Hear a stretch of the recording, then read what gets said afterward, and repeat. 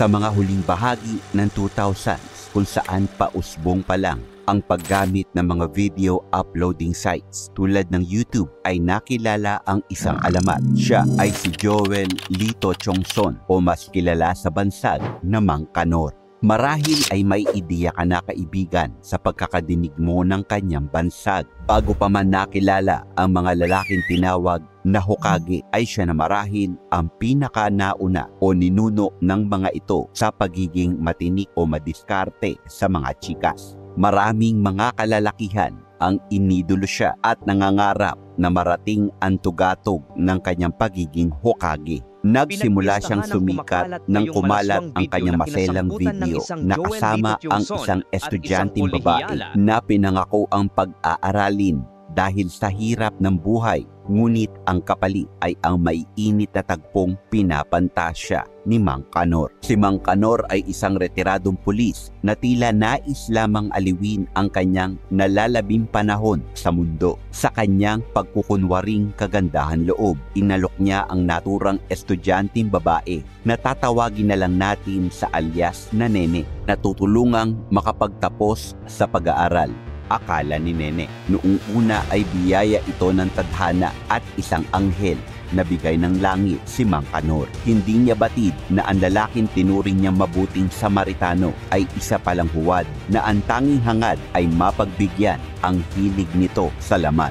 Habang lumalalim ang kanilang ugnayan, napupuno ng pag-asa at pangarap ang puso ni Nene. Ngunit sa likod ng mabubuting salita at gawa ni Mang Kanor, nakatago ang bitag na maglalagay sa kanya sa kapahamakan at kakalat ang kanyang mukha at sensitibong video niya kasama ang isang halang at tigang na si Mang Kanor. Sila ay sisikat sa nooy pausbong pa lang na mundo ng internet. Mula sa mga sensitibong bidyong kumalat, umalingaw-ngaw ang kwento ni Mang Kanor at ni Nene. Hindi bilang mga bayani, kundi bilang representasyon ng isang kalaswaang sinangkili at pinagsawaang panoorin ng mga lalaking naging instant fan ng isang Mang Kanor. Tila ba hindi na kontento si Mang Kanor at ang kanyang madilim na libangan ay parang isang adiksyong hindi niya malusutan. Kaya pagkatapos niyang pagsawaan si Nene ay nandagit pa siya ng mga inosenteng babae na kakaga sa kanyang pain. Dahil dito ay lalo pa siyang sumikat, pati na rin ang kanyang paboritong motel ay nakilala din dahil kay Mang Kanor. Kaya't halina't ating balikan ang kwento kung saan nagsimula at sumikat ang isang meme at alamat na tinawag na Mang Kanor sa ating komprehensibong dokumentaryo sa pagpapatuloy ng ating istorya.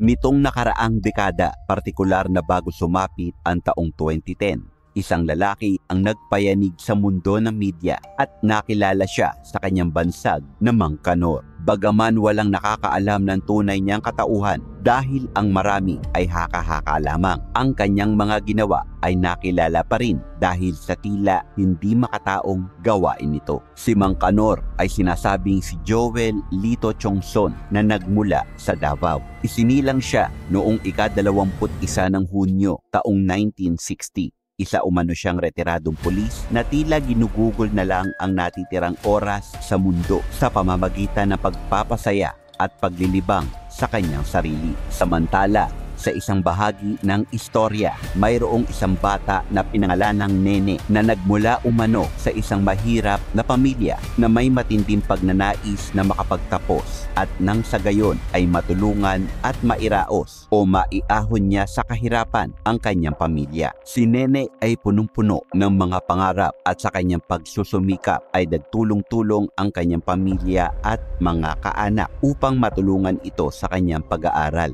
Bagaman marami ang tumutulong sa kanya, tila hindi pa rin ito naging sapat lalo na sa aspeto ng pinansyal dahil nais din itong makapagtapos ng kolehiyo. Di kalaunan ay nakilala ni Nene si Mang Kanor na noon ay may edad na at retirado. Si Mang Kanor ay nagliliwaliw na lamang sa buhay. Hindi rin masasabi kung si Nene ba ang humingi ng tulong o si Mang Kanor ang nag-alok nito sa kanya. Sa madaling salita, si Mang Kanor ang siyang sumusuporta kay Nene sa pag-aaral nito. Dahil sa pagtatagpo ng dalawa, labis ang tuwa ni Nene dahil mababayaran na niya ang mga kailangan niyang bayaran at makapagtatapos na siya ng kanyang pag-aaral. Natuwa rin siya dahil mababayaran niya ang mga taong tila umano pinagkakautangan niya ng loob. Sa paglipas ng panahon, unti-unting napapalapit ang loob ni Nene kay Mang Kanor na siyang nagpapaaral sa kanya. Bilang kabayaran sa kabutihan at pagtulong ni Mang Kanor, naging mabuti siya rito. Ngunit hindi lingid sa kanyang kaalaman ay ang maitim na binabalak pala ni Mang Kanor sa kanya at tila naghihintay na lamang ito ng magandang pagkakataon upang maningil.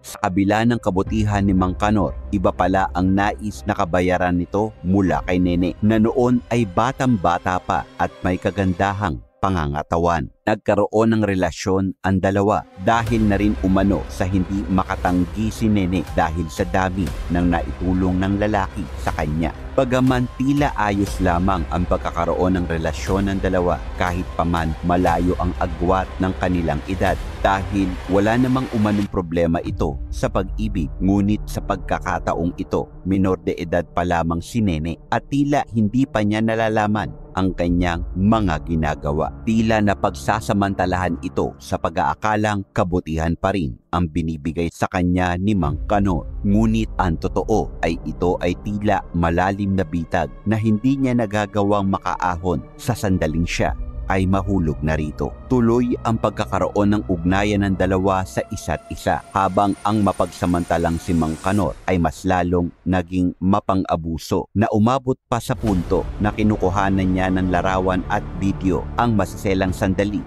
ng kanilang relasyon. Maraming beses umanong nangyari ito at maging ang nakababatang kapatid ni Nene ay napagsamantalahan din ni Mang Kanor. Taong 2007 hanggang taong 2008, nagsimulang kumalat sa social media ang masiselang video ng isang matanda at isang menor de edad kung saan sinasabi na ang nasa video na kumakalat ay sina Mang Kanor at Nene. Nahalata namang umanong si Mang Kanor ang siyang responsable sa pagkalat ng nasabing video. Ang pagkalat ng video ang siya na ring umanong naging dahilan kung bakit sa halip na kondenahin ng madla ang pagkalat ng video ay tila hinangaan pa ito ng ilan. Pabilis na kumalat ang video at tila dinaig pa ni Mang Kanor ang malalaking artista ng mga panahong iyon dahil sa naging sikat siya sa isang saglit lamang. Ang nasabing video ay sinasabing kuha sa isang hotel sa Muntinlupa at ito umano ang nakilala noon sa bansag na Bliss Scandal na tila hinango ang pangalan sa mismong pangalan ng hotel. Nang maging internet sensation si Mang Kanor, tila natuwa pa ito at nagpakalat pa ng mas maraming video kasama ang iba't ibang mga kababaihan. Sa kabilang banda, ang mga tao naman na nakakapanood nito ay tila tuwan-tuwa pa at hinangaan pa ang lalaki dahil tila sobrang tikas pa rin ito sa mga kababaihan kahit paman may edad na ito. Sa kabila ng masasamang ginagawa ni Mang Kanor, tila kinukutsinti pa ito ng madla na siyang nagpapakita umano na tila masama na nga ang mundo. Sa halip na labanan, tila naging isang katuwaan pa ito. Hanggang ngayon, tila hindi biro ang naging epekto ni Mang Kanor na sa tuwing makakakita ng mga tao na magkarelasyon at mayroong malayong agwat ng edad sa isa't isa, tinatawag nilang Mang Kanor agad ito. Naging kumpulan ng tukso sa mga pagtitipon si Mang Kanor. Ang iba ay sinamantala ang kasikatan ni Mang Kanor upang pagkakitaan sa kanilang negosyo. Ang Bliss Hotel kung saan nangyari ang video ay dinagsarin umano ng mga tao na tila ba may artista na nag-endorso rito. Sa sobrang kasikatan, naging pelikula rin ang buhay ni Mang Kanor noong taong 2013 sa isang indie film na pinamagatang Mang Kanor. Minsan din binatikos ang Pag-asa, isang ahensya ng gobyerno, matapos na isama sa listahan ng mga bagyo ang pangalan ni Mang Kanor. Pagkahalong tuwa at galit ang naging reaksyon ng mga tao dahil nasa kasagsagan umano ng trending si Mang Kanor noon. Dahil sa naging kontrobersyal ang usapin, ang kanor ay pinalitan na lamang ng karding. Buwan ng Hunyo taong 2014, may isa pang batang biktima ang lumapit sa programa ni Mike Enriquez at humingi ng katarungan sa nangyayaring pagpapakalat ng video nila ni Mang Kanor dahil wala umanong pahintulot ito mula sa kanya. Dahil dito, nagkaroon ng paghahanap kay Mang Kanor at isang buwan o noong ika-27 ng Hulyo ng kaparehong taon, napabalitang nawala ng buhay si Mang Kanor dahil umano sa matinding depres at kalungkutan dahil sa matinding pagsisisi sa kanyang mga ginawang kasamaan. Mas pinili umano ni Mang Kanor na magkulong na lang sa kwarto at damdamin ang kanyang mga ginawa hanggang sa dumating ang sandali na inatake ito sa puso. Huli man umano at magaling sa huli, ang mali ay talagang pagsisisihan pa rin at ang mali ay kailanman hindi magiging tama. So ngayon, alam mo na ha.